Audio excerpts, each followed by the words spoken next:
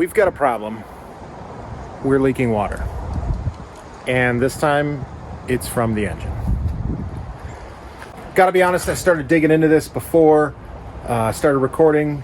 I was just gonna do some prep work, and I just got going, and anyway, here we are. So, turns out we need a new water pump. And in this video, I'm gonna show you what happened and why I think we needed a new water pump, and it seems like it's the consensus of the vintage bus mechanics that I also need a new water pump. And then we're gonna go through actually changing it, refueling with coolant, and all that sort of stuff. So stick around and let's get to it. Right here. This has been wet since I bought the bus. And I always thought this clamp was loose or there was something wrong with this hose. And as some of you know, we lost this hose in Wyoming. And I thought that would fix it. Well, it didn't. It was always wet around here. And this winter, I noticed down here, now I'm parked in my driveway now, but there was a hole in the ice and snow. And it was dripping down there all the time. So I thought, well, maybe there's a clamp down here that's loose or something. You can see I already removed this tube. I don't run that way, obviously. So I tightened all these up, and it was still wet all the time. I couldn't figure it out. Well, turns out, back here, I don't know if I can show it, but back here there's what's called a weep hole. And what that does is, I believe, as the innards of this start wearing out, there starts to be a little gap, and a little bit of coolant starts weeping out of there rather than going into the gearing and the oil system. So it doesn't fill up in that space that's behind there. And I have a new pump. Maybe we'll show that here in a little bit later. But just to give you an idea how much coolant I was leaking. This is underneath. I had this underneath here for, I don't know, about a week. And that's how much I lost. When I first noticed this, I topped it back up with fluid, or coolant, fluid, coolant, whatever. Same difference. I think I put in about 6 gallons. So I'd leaked out 6 gallons since I last dealt with this in December, and I topped it up then. Part of me has to wonder if cooling issues I've been dealing with for the last couple of years are related to this pump. And not because it's not pumping, but because I was losing coolant constantly and I didn't realize it. Now I would always check the sight glass, but who knows how fast I was losing it. So anyway, that's what we're going to be changing. So as far as I can tell, I'm not servicing the seals or anything in there, which I think you can pop these off, you can do. I'm not going to worry about that. I just, for about $200, I got a completely new pump. I'm going to put that in. So that is what I will be doing. It's gonna be a little trial by fire. It looks like it's just bolt here, and then I know there's a blind one back here I gotta get to. That'll be real fun. Probably a socket. I've already loosened some clamps. As you can see, I got some green hose there, which actually looks to be in pretty good shape. I do plan on replacing this one here. So anyway, step one, we gotta pull this guy off. And I probably gotta pull off this fuel filter bracket first, or as well. So once again, I find myself doing things that even a year or two ago I can't imagine myself doing, but here we are. One little thing I want to show you was there's these 2 bolts holding on the fuel filter here, and I'm going to try and do it without messing with the fuel system. Actually, I did try and spin this off a little bit to see if there was going to be fuel coming out, and there is. So I turned off the fuel shutoff over there. Anyway, why am I talking? This little wrench doohickey here lets me get underneath that far bolt there. There's 2 of them here. There's one here and there's one on the other side. So this is working out really good. I got a set of a whole bunch of these squiggly wrenches, as I will call them. All right, so I got the fuel filter dingus removed, and I'm holding it up with some bungee there just to keep it out of the way. Now I should be able to get at this back bolt over here a lot easier as well. Or maybe it'll be harder, I don't know. See how it goes. Sometimes you got to use the right tool for the job, and this is working way better than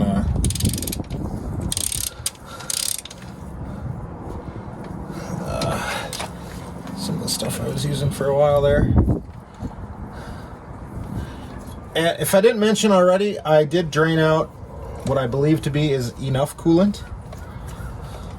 got about 13, 14 gallons behind me in a bucket. Already loosened this one up. Loosened up the hose clamps.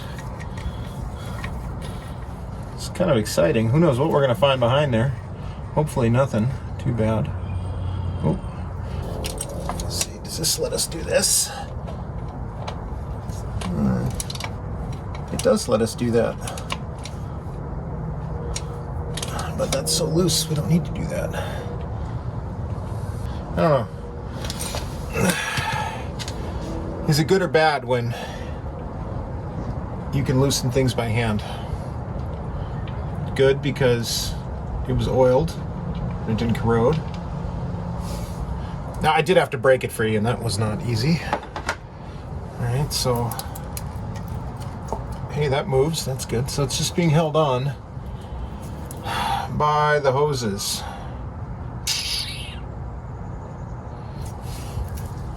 I think if I can get this one off, then the other two I should be able to just pop it right out. So I think that should be my #1 goal. A lot of this paint is flaking off. I feel like maybe we should repaint the engine, maybe pressure wash it real good. What color do you think we should paint it? Put a comment down below. And there's a chance that we'll paint it that color. So you're telling me there's a chance? Because there's always a chance. We kind of cleaned it off and pressure washed it last summer a little bit, and I wonder if that was a mistake, because now I'm seeing a lot more rust, where before it was all covered in just grease and grime. And I want to say Scott Crosby told me something similar. He said, just leave it. Sometimes it's the grease and grime that's holding everything together, plugging leaks. Hey, there we go. We don't have coolant flying out, so that's good. Boy, that gives me flashbacks to Wyoming. If some of you missed that video, definitely go back and find it. Maybe I'll put a comment on it when I had to change this thing on the side of the road in Wyoming. I hope some of that crud and grime didn't get into the oil system there. I should have cleaned that out better.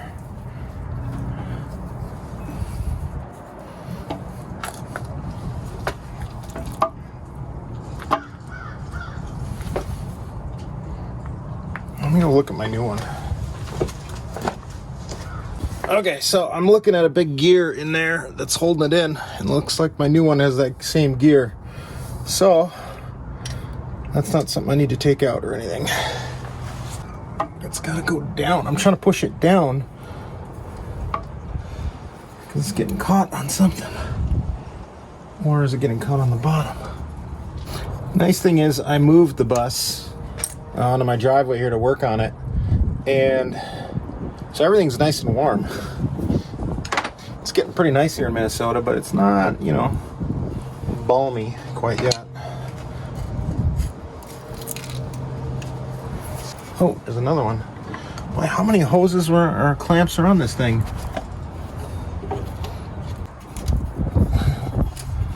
Got 3, 4, 5. 5 clamps on this one thing. Now, this one I added because it was bulging a little bit, so I put it on there just so it wouldn't explode, just to support it a little bit before we could do a proper repair. Now, it looks like we're getting a little coolant here, so we'll probably lose some. So I'm putting a bucket underneath there to try and catch it. Since I'm going to change this, I could just cut it off, but I kind of want to know the procedure that I'm going to have to do to put it back on, because I'm not going to be able to cut it and then put it back on, obviously. Maybe. All right, we got that one down.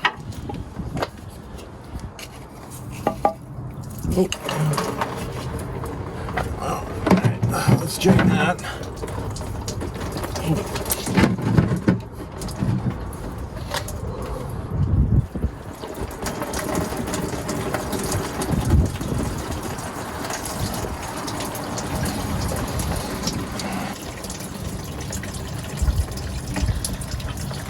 I don't know if that's the right way to drain it, but that's the way I'm draining it. It's catching most everything. my little bucket down there.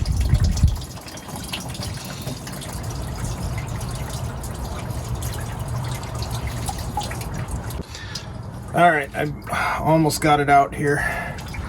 It's a pain in the butt. Ugh, these teeth just won't clear.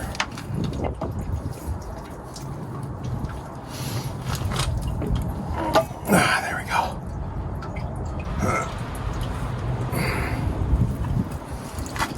All right. So this is the weep hole right here. And you can see it's been dripping down there real slow.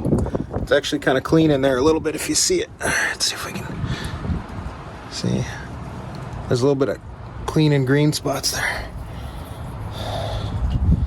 Actually, the gasket here doesn't look it to be in great shape either. I can barely feel it. So, who knows? Maybe I was leaking a lot of oil through there. You can see that there. You can see I did get some crud in there, so but it looks like, you know, it's not in any liquid. Well, there's a little bit of liquid obviously, but I'm gonna clean that out with some paper towel. I'm not feeling anything else anymore in there. I'm gonna grab a fresh piece.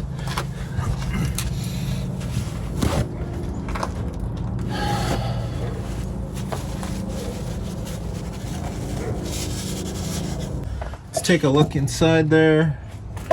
That looks like some important gear. Looks to be in good shape as far as I can tell.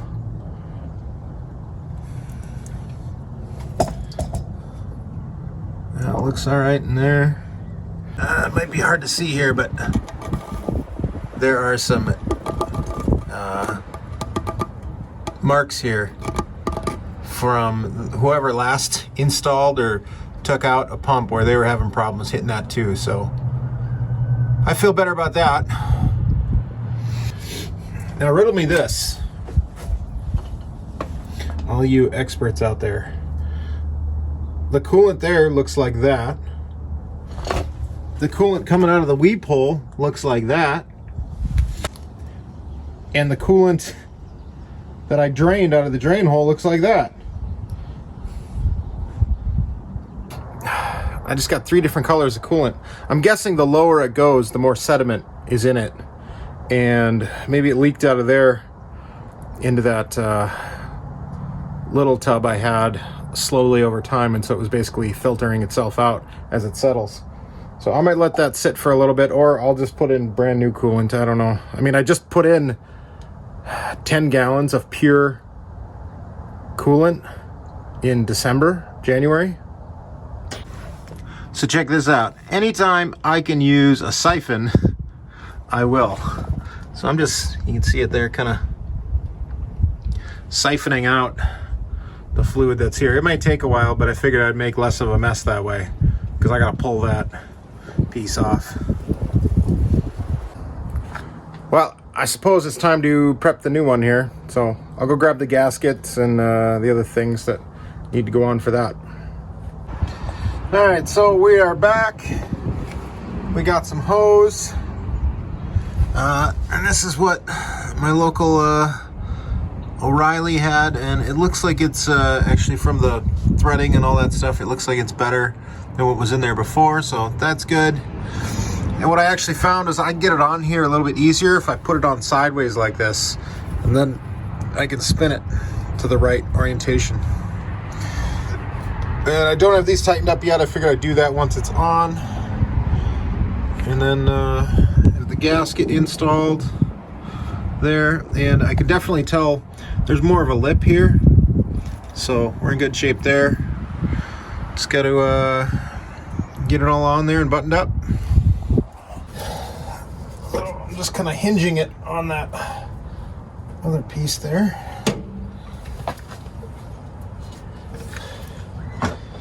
Use a screwdriver to pop the other side over. There we go.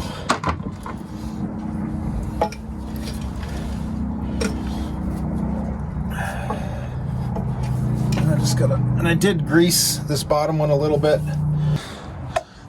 The teeth up here, they end up hitting is you change this. So I know this has been changed on this engine, which probably leads me to believe that this engine is rebuilt at least once, maybe twice, maybe thrice.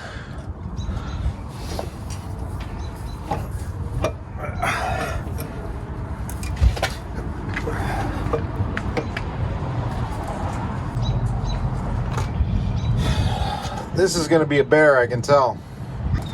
I'm having a heck of a time getting this thing in. I think I'm getting closer. I push this hose all the way up to the top, and then I'll have to pull it back down. I've got this one here down pretty far as well. I'll have to pull it back up. And then this one here, I kind of feel like maybe I should push that down some more. I already did.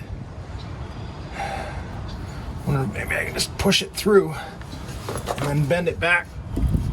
No, that's not gonna work. Oh, pain in the butt. That's what this all is. It's like putting a puzzle together where all the pieces can only go together at the same time, but it's impossible to do that. Hey, there's a hole that lines up. That's good. So I'm using a screwdriver to try and work the lip around here. So hopefully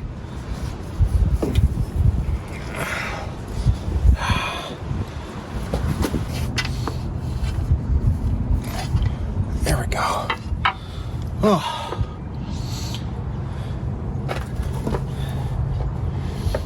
It ain't always pretty the way I work, but oh, you know what? I bet this actually needs to stay out so I can twist the impeller to get it in.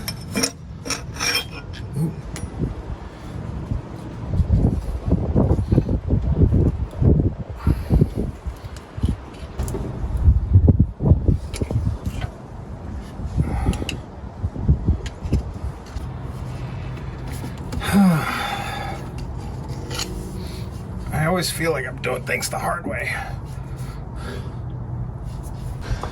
All right, so I was able to get this on. I still have to get all the hoses moved up, which is gonna be a pain in the butt, but I think I have an idea on how to do it. And this hose I need to move down because so none of the hose clamps are on, but it did all cinch up, and then this no longer turns. You can hear it engaging the teeth. But just to be sure, what I think I'm going to do is I'm going to turn on the master switch and I'm going to shut the fuel off, and I'm going to bump it just to make sure this turns. Okay? All right. Well, it's a new day, and made a little bit more progress on the water pump here, and learned a couple of things, and it's windy. So I got all this buttoned up. Got my clamps on here, clamps there, and transferred the plug there. Got the fuel filter holder back on there. That's a pain in the butt, but that curved wrench really helped. Got this back on, and we're ready to go, right? No, not yet, not yet. So, one of the things here someone mentioned was you need to adjust the lash on this, and to tell you the truth, I'm not even sure how I would be able to do it, but I figured I would at least check the lash. And with the lash is just the gearing, the way the gears mesh, and you don't want too much of a gap, but you do want a little gap. Went to Harbor Freight and got a dial indicator. You can see I have the indicator itself on a bolt, and if I wiggle this, that is the play that I have, which is, depending, it's like I'd say 1.5 to 2. I don't know, sometimes it moves more. I'm not sure why that, yeah. So I am satisfied with that. Everything in the manual I can find seems to, I've seen anywhere from 0.01 to 0.06 is being acceptable for lash, so we're at 0.01 to 0.02, so I'm all right with that. So next task is going to be putting on the cover and getting it buttoned up, then adding some coolant back to it. So it's been a couple of days here, and I let all this coolant settle out and I actually filtered it some, and this is what's left. I'm not putting this back in. Look at how nasty that is. So that ended up being a good move.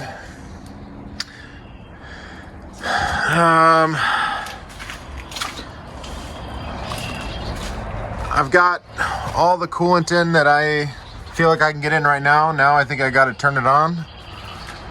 Can't really see where the coolant level is at because it's full. But before I saw some, I can hear it. So I know it's in there. Not really seeing any leaks here, but it is raining. So I think I might try and turn it over, see if it'll fire up. What we're looking for here is no coolant in the oil. Oh, still good there. And no leaks. That's what we're going for. All right, it's already, actually I already warmed it up and ran it a little bit. I took care of the, what's it called? The bleeder valve up on the crossover tube in the back. It's just like this, except there's a little thing you turn and it lets air out. Some little air came out. Still nothing, nothing leaking out of here anywhere. I did have a little bit of a scare when I was running it, and then it turned off.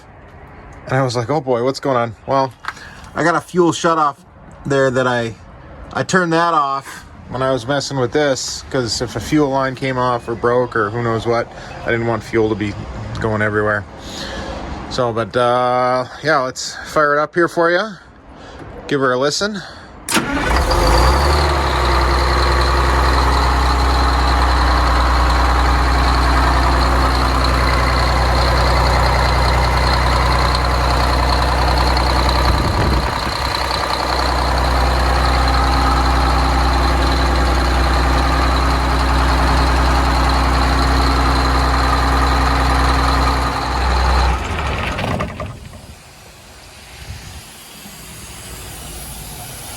I got an air leak here.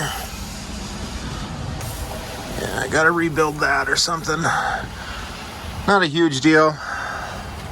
At least I don't feel like that's a huge deal, that particular one. Let's see here. I'm not getting a reading here yet. Yeah, that thing's pretty clouded up, but when it's at the right level, you can see it just fine. That's full, I can tell. So I thought I was gonna clean up more air bubbles. I probably need to take it for a good run and get the thermostats to open to really get everything going. So that's about it for this episode. Feel free to subscribe, give it a thumbs up, comment. What am I missing? Anything? What are you looking for? I don't know, just what's on your mind. That sort of stuff. That'd be great. It's raining here. Better than snow, I'll tell you that much. So coming up, we've got oil change. I'm going to be doing that. Fuel filter change, all that service. Transmission filter change. I think those are all the filters that are on there. The other thing I've teased a little bit is I was doing some wind tunnel testing on the bus with solar rack and all that kind of stuff. Not with the real bus, but I made a model. So look for that in the future. I've just been working through that. It's been a bigger project than I thought it would be. So that's everything. Until next time, see you later.